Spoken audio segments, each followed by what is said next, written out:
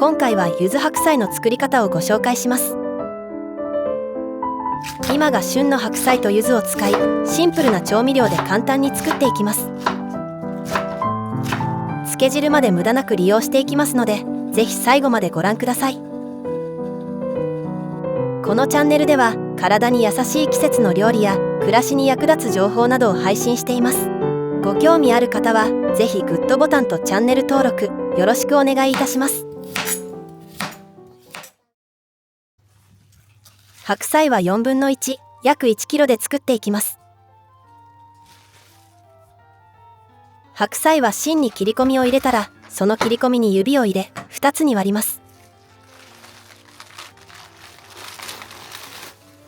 こうすると包丁で切るよりも小さい葉っぱが飛び散りづらいので後片付けが楽になります。白菜を包丁で切ると切り口が変色しやすいですが、それを防ぐ効果もあります。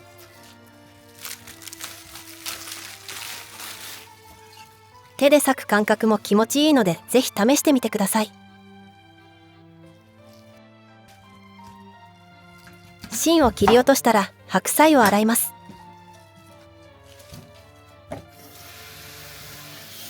根元の方に泥がついていることがあるので、よく洗いましょう。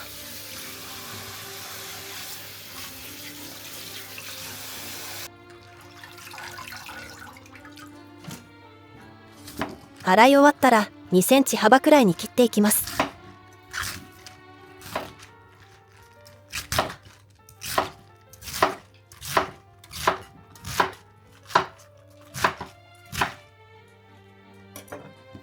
切ったものは根元と葉で分けておきます。大体で大丈夫です。白菜は水分ばかりであまり栄養がないイメージだと思いますが、冬場の健康管理に大切なビタミン C や β カロテンをはじめ、カリウムが余分なナトリウムを排出してくれたりと、意外にも有効成分が多い野菜です。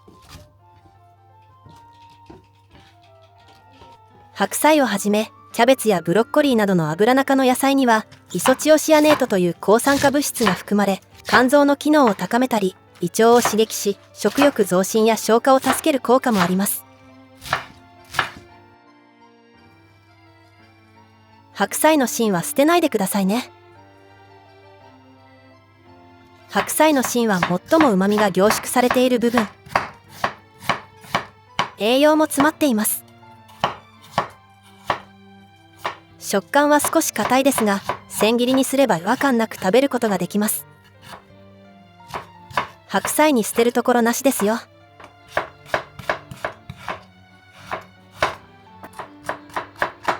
細かく切った芯は葉の方ではなく根元の方に混ぜてください。次は塩を計量していきます。塩は白菜の重量の 2%。今回は白菜が1キロなので、塩は 20g です。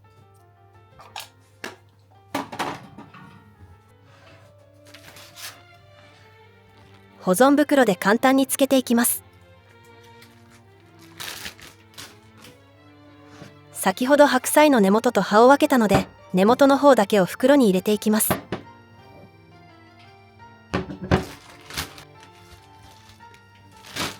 先に根元の方だけを塩漬けしていきますよ。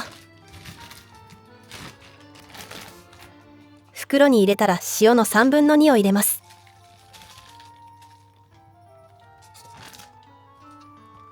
白菜をすべて一緒に漬けてしまうと、葉だけしょっぱくて芯の方は味がぼんやりしてしまうことがあるのですが、先に根元だけを塩漬けすることで味が均一になりやすいです。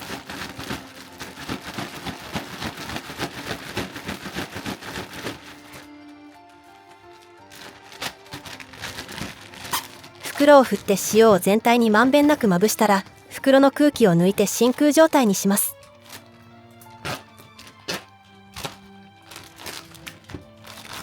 しっかり空気を抜いたら口を閉じ、15分置いておきましょう。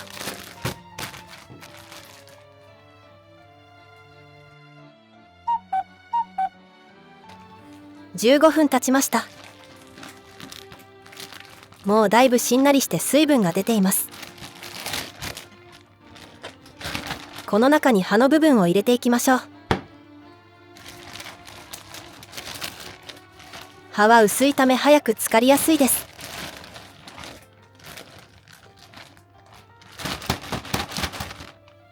残しておいた塩1/3を入れなじませます。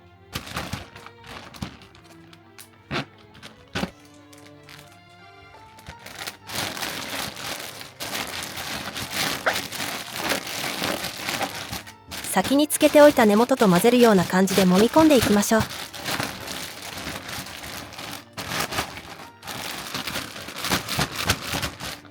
よく混ぜたら再度袋の中の空気を抜きます。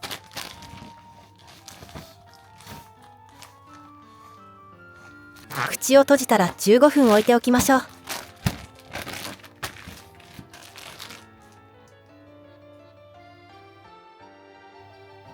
白菜をつけている間に柚子を切っていきます。今回は小さめの柚子なので2つ用意しましたが、大きめの柚子の場合は1つで構いません。1つ 70g くらいでした。柚子はきれいに洗ったらまな板の上でコロコロ転がします。こうすると皮と果肉の間に隙間ができて果汁が絞りやすくなります。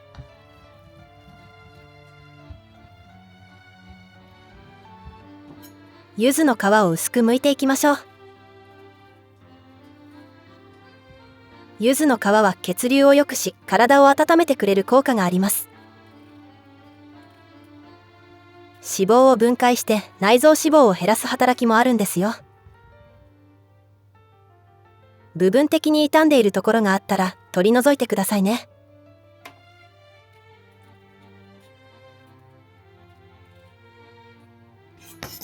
薄く剥いた皮を細かく刻んでいきましょう。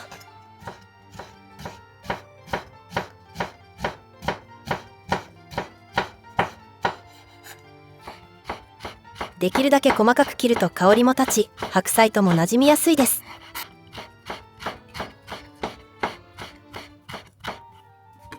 切り終わったら器に移しておいてください。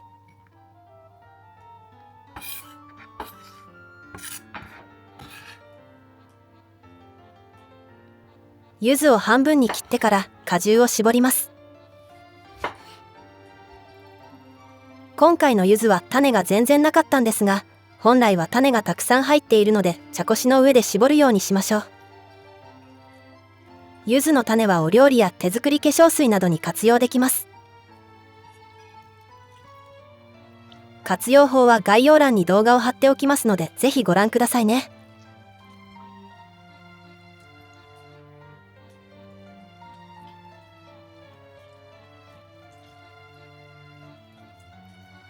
次はみりんを煮切ります。みりんも塩と同様、白菜の重量の 2%。みりんは大さじ1強で約 20g になります。20秒ほど沸騰させてアルコールを飛ばしましょう。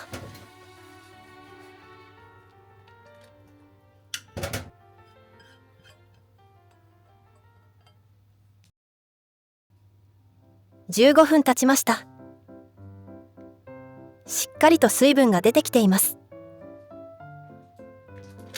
あとは柚子などを混ぜるだけです。先ほど切った柚子の皮と柚子果汁を入れます。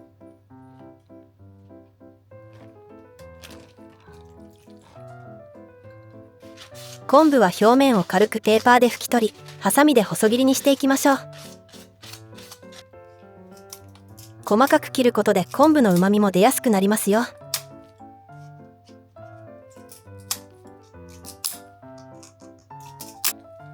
次は鷹の爪。種は取り除いてから切って入れていきましょう。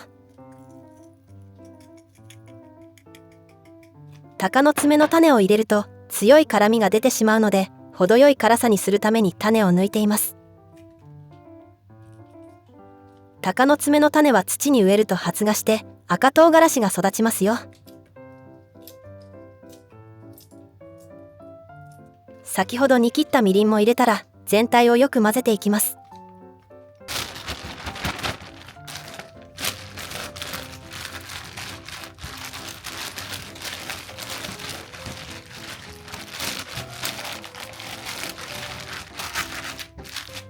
全体をよく混ぜたら、袋の中の空気をしっかり抜いて口を閉じましょう。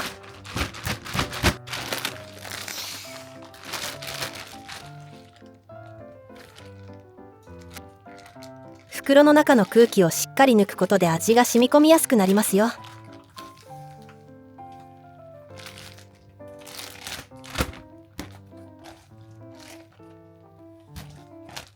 この状態で冷蔵庫で最低でも3時間ほど寝かせます。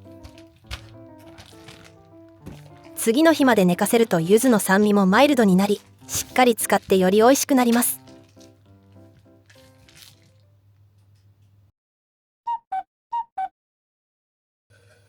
次の日になりました。しっかり使っています。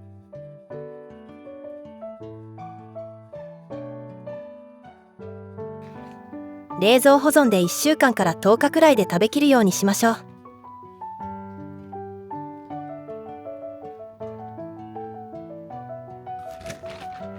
袋のまま保存しても別のタッパーなどに移してもいいですが、保存するときは白菜が漬け汁に浸かっている状態で保存するようにしてください。そうすることで腐敗を防ぎ、長持ちします。完成です。塩分もそんなに多くなく、シンプルな調味料で作っているので、サラダ感覚でパクパク食べれてしまいます。白菜の根元まで均一に使っていて、柚子の香りが口いっぱいに広がり、とても美味しいです。日を追うごとに味が染み込んで美味しくなります。白菜が減ってくると、こんな感じで漬け汁が残ってしまうと思います。この漬け汁は白菜の旨味や柚子果汁が残っているので、お鍋のスープにしてしまうのがおすすめです。白菜が余ってしまったらそのまま入れても大丈夫。お好みで野菜を入れて煮込めば、その野菜から水分が出てくるので、旨味が詰まった柚子塩鍋になります。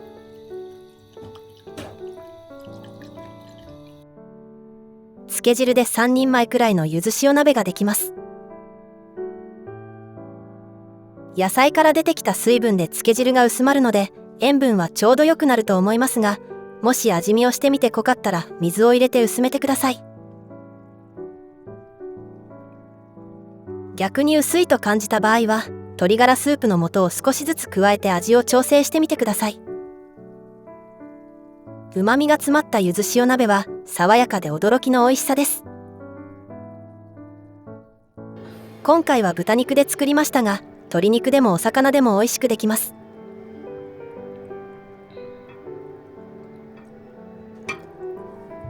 漬け汁も無駄なく活用できますので、ぜひ試してみてくださいね。